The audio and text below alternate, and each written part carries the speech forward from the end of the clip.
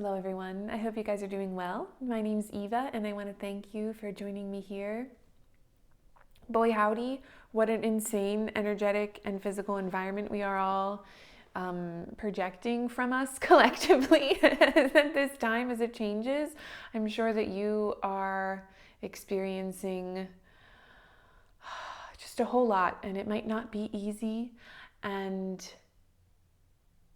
let's just start by taking a couple deep breaths, remembering our holiness, because there's a lot of really deep layers coming through today to be unraveled, to be seen, to be brought into integration, like real integration, real coherence, real consuming into the whole of unity. The focus of today, and I think this week, is really going to be this sort of embodiment initiation. There is a real sense that you've probably seen a lot of wounds and patterns in intellect, in a sort of mystic realm, and in an energetic patterning. Sort of maybe the layers around the embodiment, but this is a real energy of the soul no longer being okay with the physical projection of that structure for where your life is going, for everything you've seen in your vision, for everything that you feel like you've worked towards. So we're really going to get into some codes for a lot of that assistance with the physical integration and with the physical clearing and the nervous system attunement. And a lot of what wants to come through today is around these beliefs that we have about our own needs and our own freedom, and sort of these constrictions on our physical existence, these body beliefs. So we're going to hit: your needs create danger, your freedom harms others, your creativity must justify itself to deserve space, your spiritual worth depends on self-denial. This is a big one, and we'll probably have to go deeper into that this week because that opens up a whole structure of like false spirituality and false God, false spirit.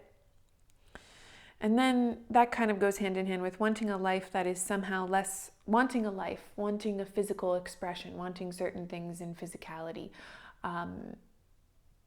Embodiment, again, coming back to this idea of embodiment, is somehow less holy than transcending physical experience. And that's really easy for your ego to come into and use as a defense against embodiment as holy, because we are here for a reason. We came into these bodies for a reason, to bring this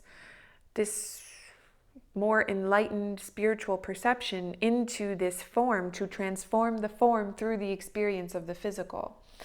That's very tied to this really disturbing distortion of love as sacrifice, and that's a whole sort of spiritual woundedness, which we are going to, the light codes do what they will. They can cover much more than we could describe, but we really want to move this out of the embodiment, because we're at a point in time space now where that's going to cause a lot of pain unless it's painful to look at, even when we are looking at it in the goal to be free of it, to see that we made it.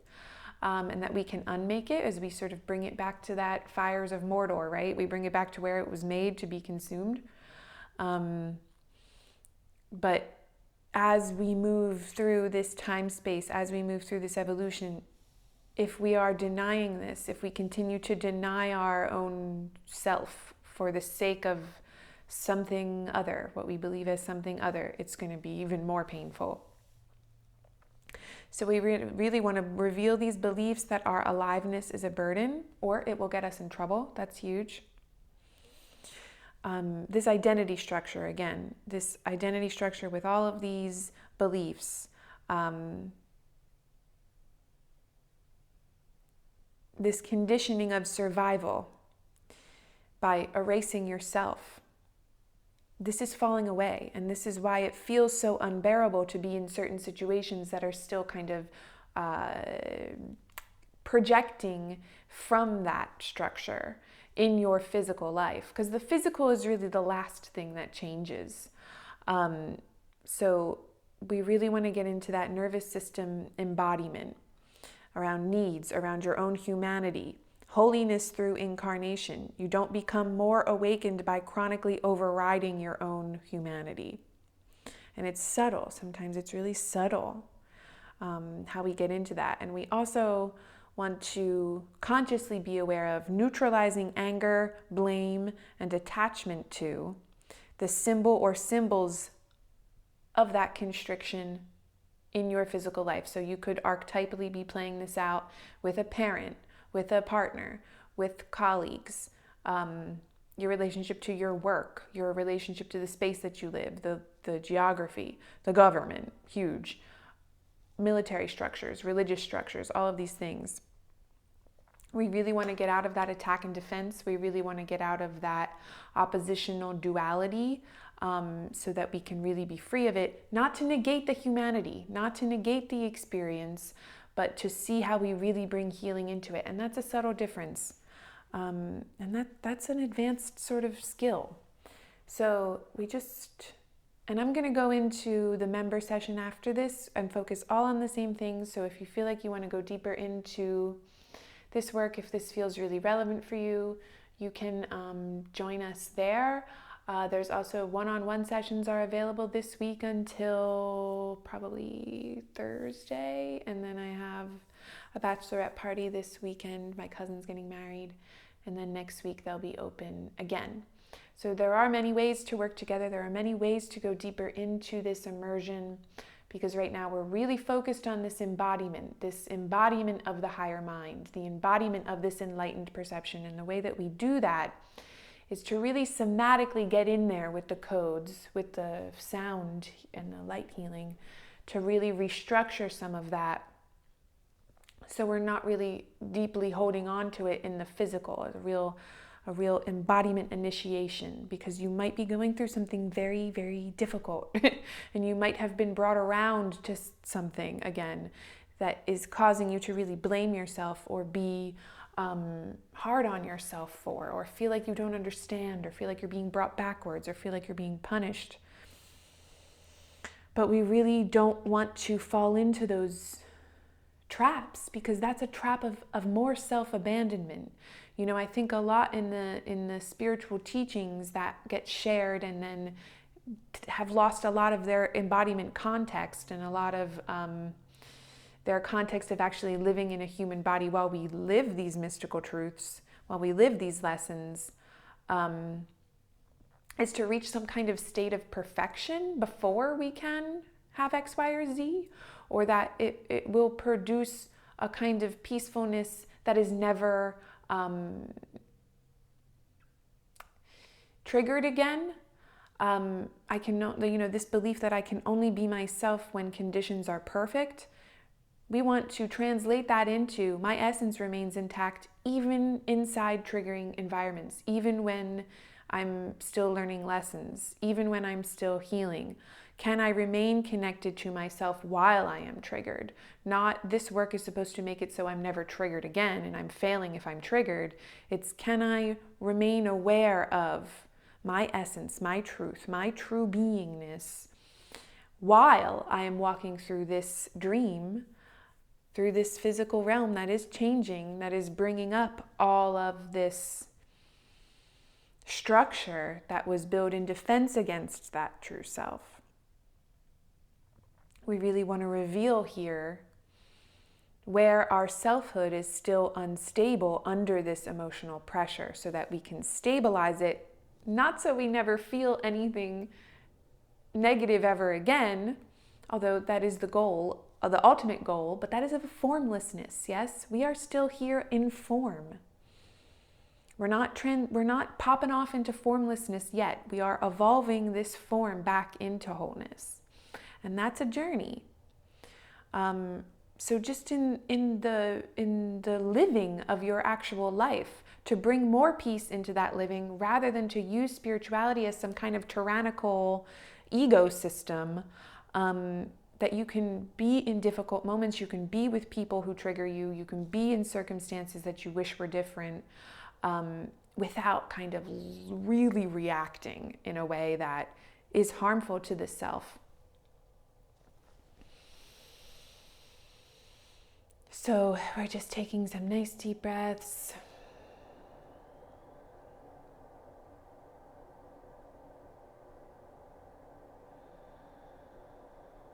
Letting yourself be at peace, letting the memory of your true self return to you in this now moment.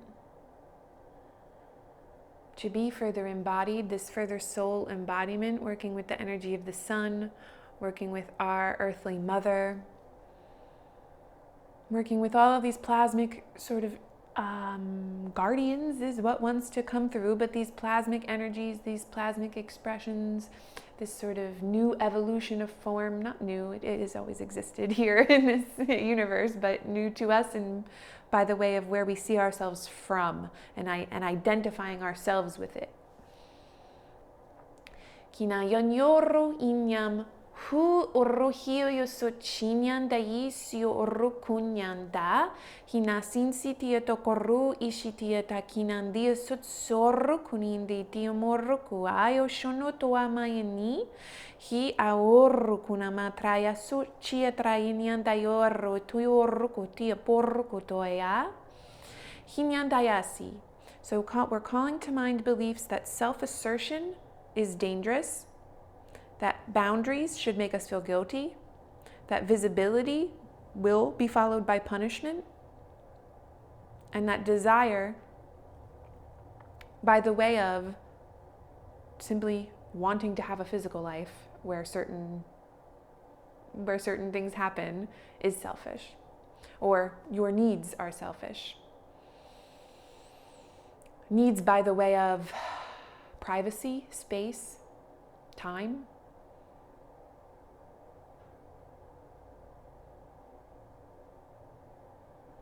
Kinanaini morru kunya mashin sandra kunai, kana urrukushi kayan yaturkutis norruku, humyunduko ruinyam natrue ishinyan dayi kaya sunya morrut, his dorruku ishinyan daya sut sorrukunamaya shunyan daya sunyakya. Hinyan daya toraya sun sutish nindi kayinyam nito yushunyan, kinyan tor kunimatriata urrui yoyonorrui.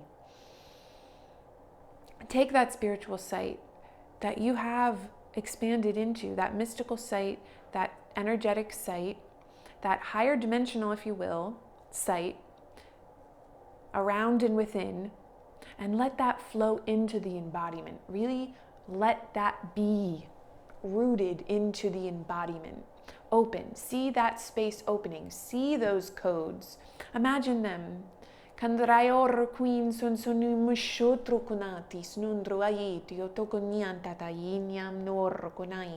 no wrong way to perceive this. Remember that perception is not knowledge, so it's going to look different to everybody. That's beautiful. That's good. There is not one standard of the way that this needs to come through for you. But it is the peace itself, the love itself that is true, and that is not a form. So the form that it takes, beautiful and uniquely coded for all of us. It's not about matching that description. It's not about matching that up against something that looks right or is right because someone who you think has higher sight than you is telling you that. It is, you use your imagination. Let that dawn from within you. Let that expand your sight. There's a lot of comparison going on around this. There's a lot of false hierarchy and comparison and like judging against your own journey to where other people are at. Remember, the world of perception is still the dream, but we don't want to use that to as a defense against embodiment or a defense against accepting our own brilliance, our own holiness, our own magnificence, our own giftedness, by whatever way that means, whatever that means. Kantra kumor kunindriti, since that's not meant to look the same for everyone. That seems to be a structure that the ego is really using for many people watching this as a defense against the embodiment of the gifts. Or the embodiment of peace. It doesn't have to look like gifts in any certain manifestation, just the embodiment of peace and love, the embodiment of your vision stacking up against someone else's transmission of their vision.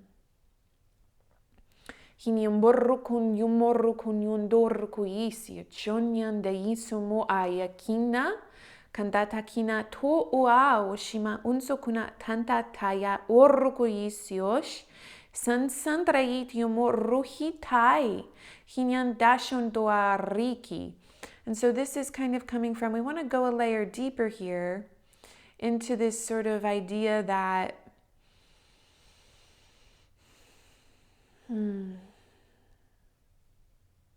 this kind of compassion confused with self-erasure, that your role is to sort of orient around others or fit yourself in around others or accommodate other people's egos. Kinandor kui sutsunyam natrinya aikina norum nitrikinian chokorukutuyanokomyandis. These are all different ways of self-abandoning, of not letting yourself be in your full holiness, in your incarnation. All of these kind of, and this is not a judgment of you, but all of these different ways we use them as excuses. Now, it's important that we don't use this as a judgment, because in the world of the dream, these all have to do with sort of survival identities, what we thought we had to do to remain safe in the world. And so these codes, this kind of healing, always will bring up ideas of lineage, ancestry, survival identity, emotional conditioning, embodiment patterns, family karma, belonging and exile, relationships to incarnation itself, and where you might find yourself in time, what you might find yourself revisiting is this, all of these things, all of these structures, they all have energetic structure which then projects the physical world. Kantrayatosh, it's all held in your body genetics. Hinyantor kunyam natrikis natri yomotion chokunindi sitiatakorkua. In your physical manifestation right now, in your incarnation, you might be being met with an opportunity to see that in a further clarity as a lesson in what compassion and self-love really is. So you can really embody the vision, the peace, the love, the things that you want. And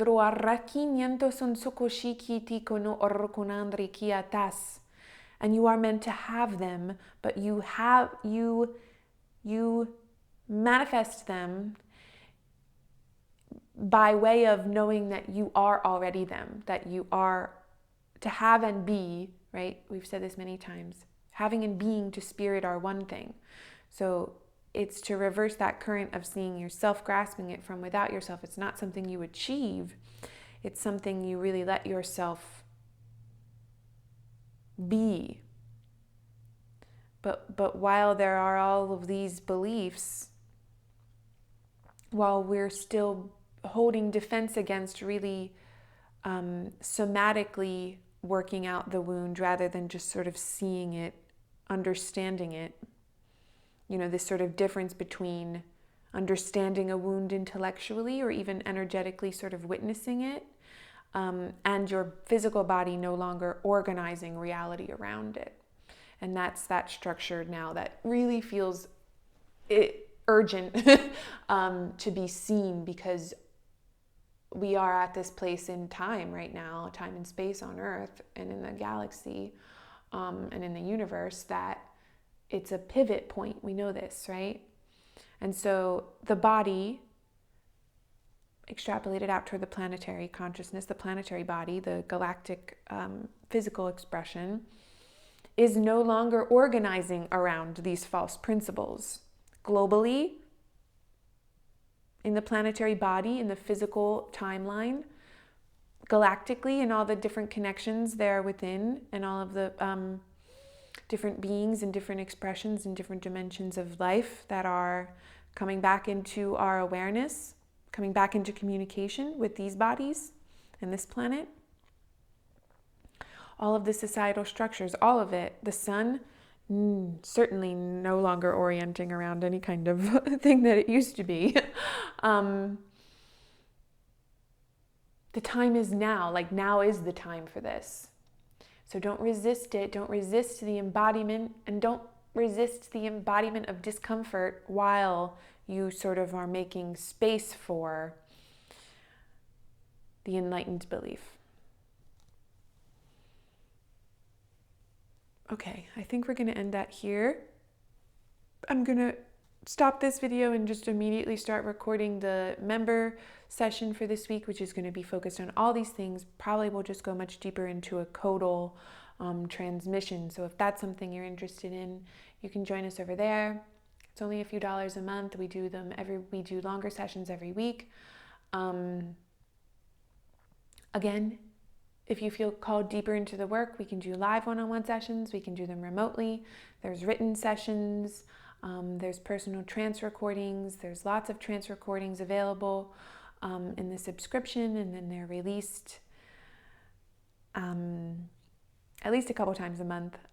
It's my goal to do them more, but I'm also trying not to judge myself for the way that this all comes out of me, as I am also learning and embodying these lessons. So I appreciate you all. I love you all. Thank you so much for being here. Thank you for doing this brave work. Thank you for sticking with it. So thank you for your commitment to love and to helping this planet by remembering yourself. Remember you are important. Remember that, gosh, life is not complete without you. You are love. Amen. Thank you so much.